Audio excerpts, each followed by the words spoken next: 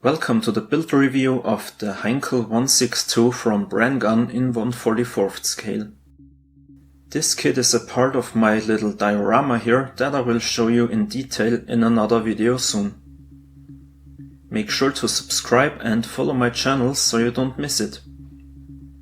As always, I started this kit by assembling the landing gear. As you can see, the parts in this scale are really small, so I used a toothpick with poster tack to hold them. That was quite fiddly, but there is a decent amount of detail for this small scale. Getting these engine nacelles into the right position was quite tricky, and I had to remove some material so everything would fit together well. As you can see, that was still quite challenging. Before gluing the fuselage halves together, I used the hollow fuselage to add some poster tack as a weight. The fit of the engine was still quite bad, so I had to remove some material and sand it down. The result was much better, but I had to rescribe the panel lines. Then I was finally able to add the rear section with the rudders and the wings. I also added the vertical stabilizers and aligned everything according to this drawing in the manual. The next step was the landing gear, which was also quite difficult because of its small size. The biggest challenge was aligning everything so the heinkel would not stand on the base lopsided. Now with the assembly done, I started painting the model.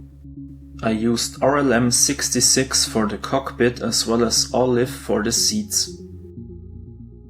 When the cockpit was done, I airbrushed light blue on the underside. Then I masked off the canopy using Tamiya masking tape. Unfortunately, the canopy wouldn't sit flat, so I had to remove some material from the instrument panel. When that was done, I masked off the underside and began painting the plane in RLM 82. For the second color, RLM 81, I had to do some more masking. Again, I used masking tape on flat surfaces, but also used liquid mask for more complex shapes. I carefully sprayed on light coats of RLM 82. Next I added details to the engine. Then it was time to remove the masking.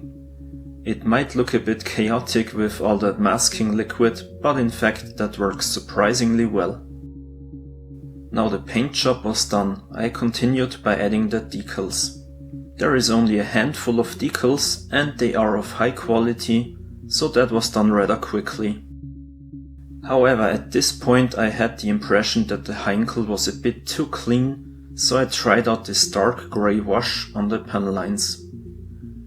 It was a bit difficult to remove the excess, so the effect turned out a bit too strong for my taste. Up next I used Weathering Master on the engine and cannons to add some effects. After a coat of varnish, it was time to remove the masking tape from the canopy. There was a bit of paint on the canopy that I removed with a toothpick. To add a bit of detail, I used a wire to recreate the pitot tube on the nose of the heinkel. I also recreated the antenna on the engine by bending wire into shape. Overall, this is a neat little kit that you can build in a short amount of time. To be honest, I'm not that impressed with my paint job, but I already got myself another Heinkel 162 in 1/72 scale, and I'll give it another try someday. It's quite difficult for me to add more color variation and details in 1/44 scale, so I probably won't build more in this scale. However, I used the Heinkel 162 together with the Horten 229 and I think it looks quite good in that setting. As I said, I'll do separate videos about both the Horten and this diorama soon, so subscribe if you want to see that. As always, I would be glad to read your comments. Thank you all for watching and bye.